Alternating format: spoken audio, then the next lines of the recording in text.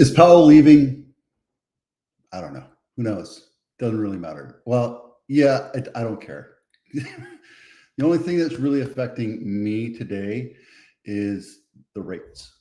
And the rates, because Powell, well, it's not Powell, the Fed continues to keep rates high. And their fear is runaway inflation.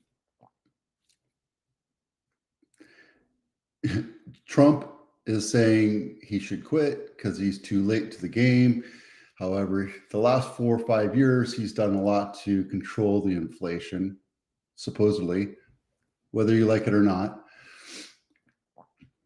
He's kept inflation as low as possible. He's brought it down. Did he do it the way I preferred? No, but I'm not in charge, so who am I to complain, right? Point is that rates still continue to be high, and it's affecting me because it's affecting my income. It affects me because I can't, it's hard for me to sell houses based on what values were 3, 4, 5 months ago. There's definitely a contraction coming here that I'm recognizing, not necessarily in Cupertino or Los Gatos or even Willow Glen, but in Blossom Valley, there is a slight contraction. Buyers are being picky. Now, let's go through this. Current rate is 4.25 to 4.5. The next FOMC is July 29th, July 30th. Fed Watch indicates high probability, around 93%, that the Fed will maintain the current range at this meeting. The Fed is still projected to lower rates a total of 0.5%, 2 quarter-point cuts. I mean, that's simple math, by the end of 2025, but the timing of these cuts remain data dependent. Powell stands. He stated that the Fed is in a wait and see mode, monitoring effects. And by the way, you can go to my blog and all of this is linked for you. So we're going to go through a ton of stuff here. And Trump wants him out. Okay, so whatever happens, happens. I don't have an opinion over that. I don't care if he stays or if he goes. I don't care who's I don't care. Existing home sales have slumped. Right now, I don't know if this is actual closed sales or sales that are for sale or homes that are for sale. They have definitely slumped. Now, this was part of the matrix that we put together 3, 4 years ago, going into a recession, knowing that home sales will slump, and that they definitely have nationwide, right?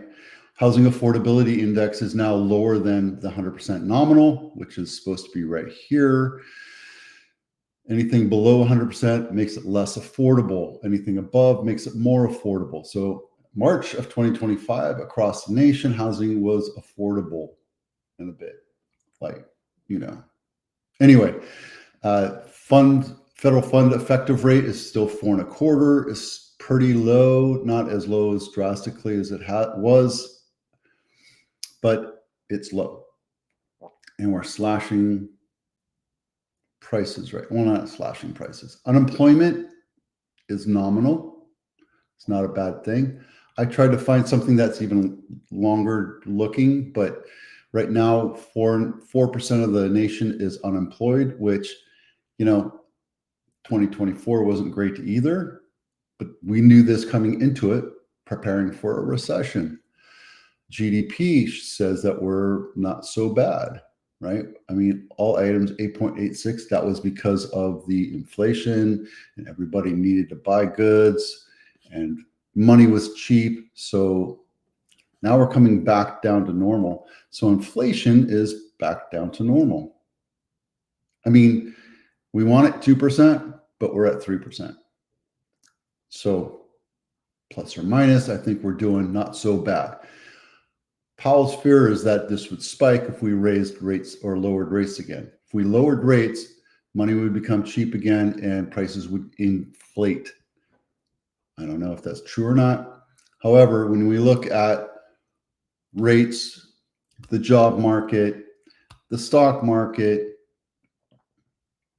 inflation, GDP, CPI, all this other stuff, we're still seeing the stock market do great. Now, overall, it's doing great. If we look at today, we're down 200 points, right? Same with the S&P. We're at an all-time high, 6,200. But if we look at today, it's kind of going down. Well, from where it started, 3 points. And if you listen to Crash Bros, I know I always talk about him, but this is one of them, and he's linked down below. There are plenty of them. He just happens to pop up on my YouTube all the time. He is saying that housing affordability is out there and being crushed or decimated, but his job is to bring eyeballs to his YouTube channel so people watch him. So he's talking about all these outliers that are happening. Could it happen? It absolutely could happen. We could go into a massive recession tomorrow, right? I've been saying that for the last 3 years. I've been saying we needed to be in a recession since 2018. Well, before that, I thought 2018 we were going to be in a recessionary period or a peak, a plateau, but the market kept on going, and then COVID happened, which stalled for a little bit, and then the market just took off, which we saw inflation. Now we're bringing it back down to normal, and here we are. So let's go normal. Let's go to the numbers, right? Again, I'm being numbers nerdy right now, but I'm not going too deep into it. I'm trying to stay at the 500, 800 foot view to look down and understand just what's going on, right? Houses are still selling. We closed 149 homes this last week, right? We're seeing a huge amount of price reductions. That means price contractions. My house should have sold for $1 million. Now I'm listing it at 900. What's going on? The market's contracting. And here's the thing. If your house is on market over 15 days and you still don't have an offer, your house is overpriced for today.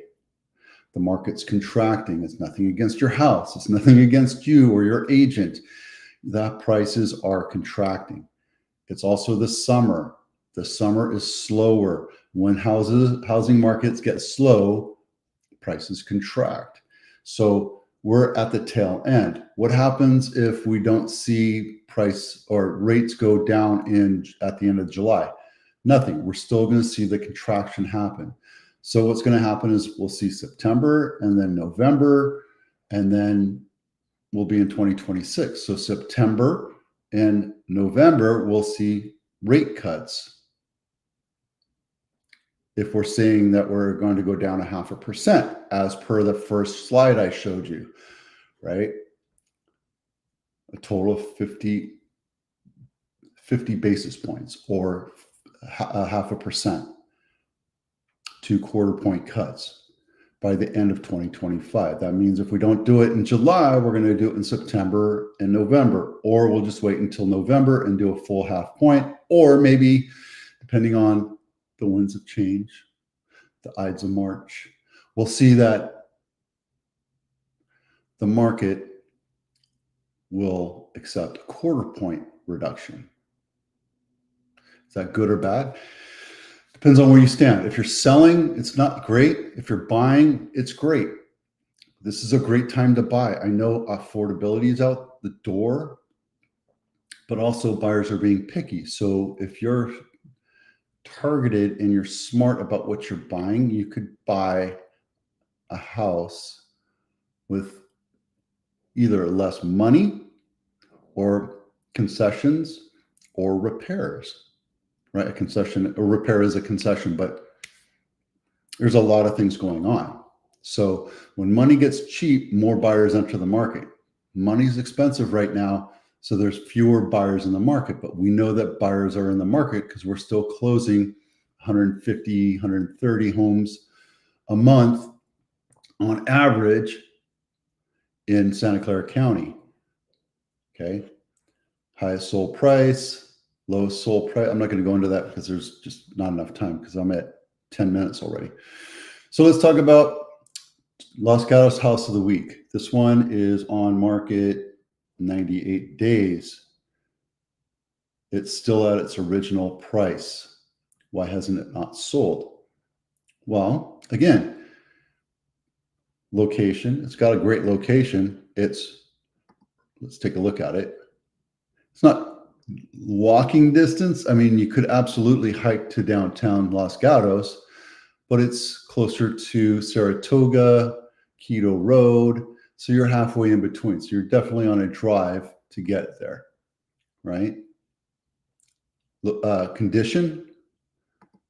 Let's take a look at it. This is a 4-bedroom, 2.5 bath, 2,600 square foot house built in 1975, Montclair Road. Not my listing, by the way. And nothing against the agent or the seller, but look, it's the old Dutch style house.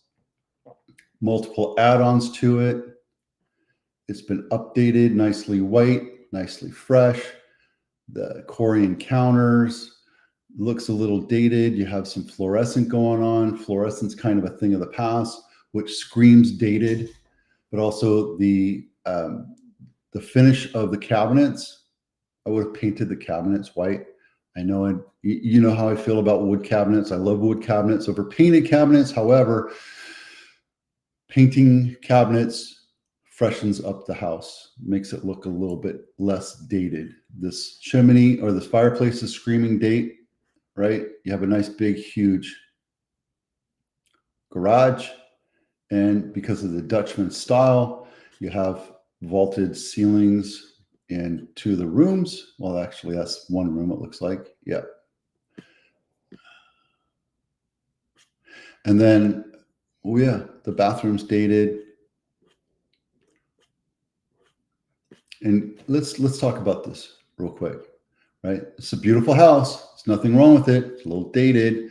However, on the first 15 days, your potential buyers are going to see it on the MLS, on Zillow, on Redfin, on their aggregate websites, right?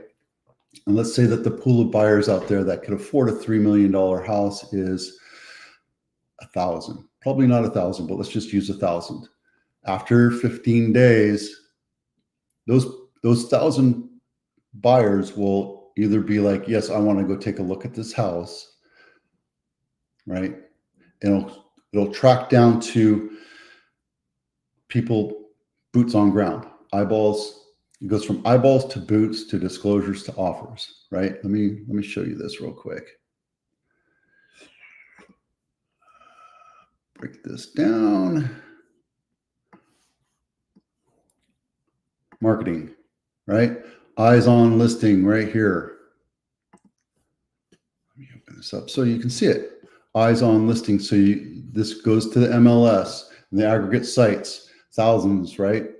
More showings, 10 to 50, right? 10 to 50 out of those thousands of people will actually visit your house. And then the next KPI is how many disclosures you're going to see. Let's take a look at this real quick, right? How many disclosures you're going to see, how many people actually download the disclosures. My listings are still getting disclosure downloads. I had, over the weekend, I had 5 and 6 showings on my listings. So, you know, it is what it is, right? More offers. So that's the trickle down idea of how your house gets sold, right? Now, let's say that your house is worth $1 million and you think it's worth 1.2, or let's say $3 million. If it's over the market of where people are willing to buy for your house, you're only getting 5% of those buyers. Of those 1,000 people, you're only going to see 50 of them. Okay. If you're at market value, you're only hitting 25, which means you're going to get 250 of those buyers. If you're at 5% below, you're getting 50% of the buyers. The other ones below their bracket of range is probably too low for us to attract. So we really want to attract 50% of that market, the real buyers for that house. Again, if you're above the price, you're hurting yourself. If you're at market value, you're hurting yourself. If you market below 5%, right? 5%. If you're $1 million house, that's $950,000.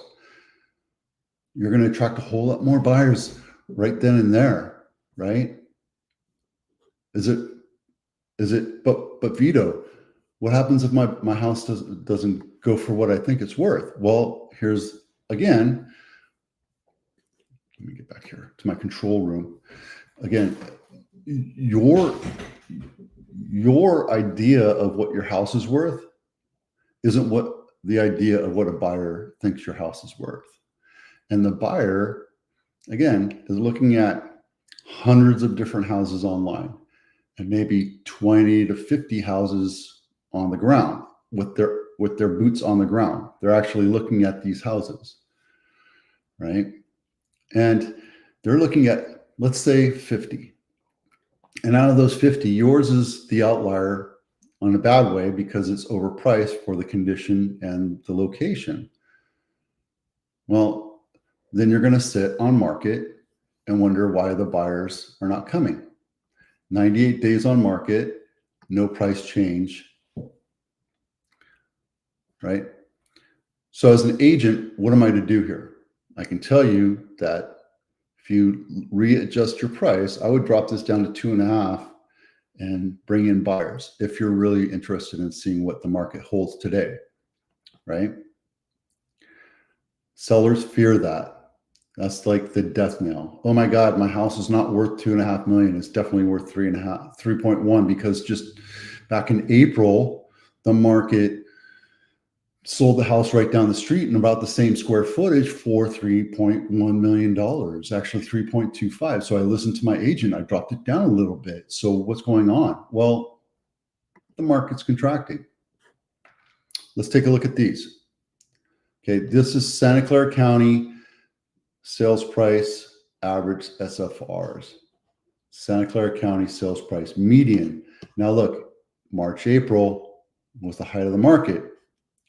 Median wise, May was the height of the market. Let me bring these to you so you can see it. Santa Clara County average SFR, no condo or townhouse, right? This is 2025, right? Prices are dwindling. Prices are contracting all across Santa Clara County on the average.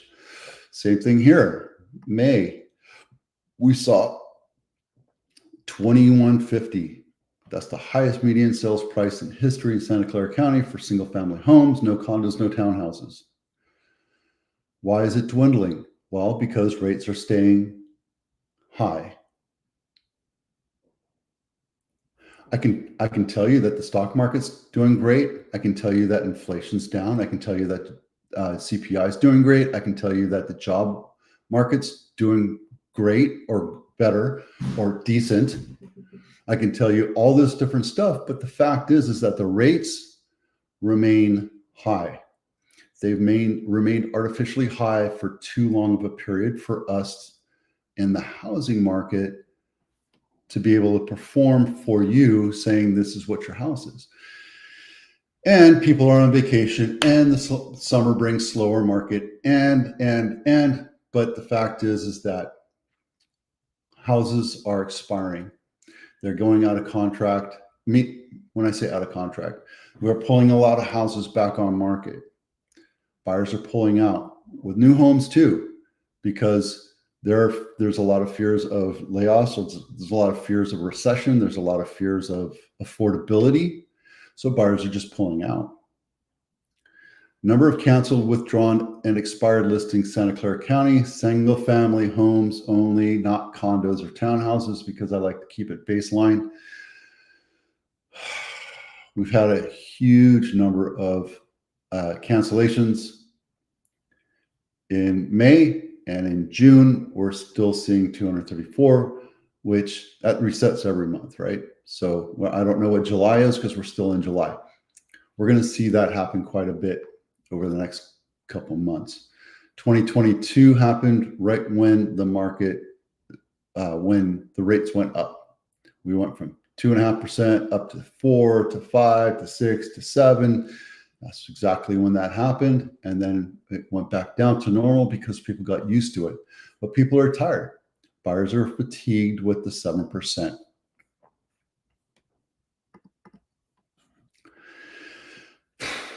That's it for now.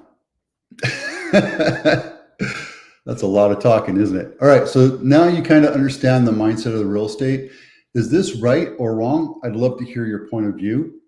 I try not to bring politics into this. I just try to show you the facts so you can make those decisions on your own. And again, it's not, I'm not claiming that I'm right. This is just the stories and my little myopic view of my market, my industry, to help you understand real estate a little bit better. I hope this makes sense. Thanks for watching. I'm Vito with Avatano. We'll see you out there.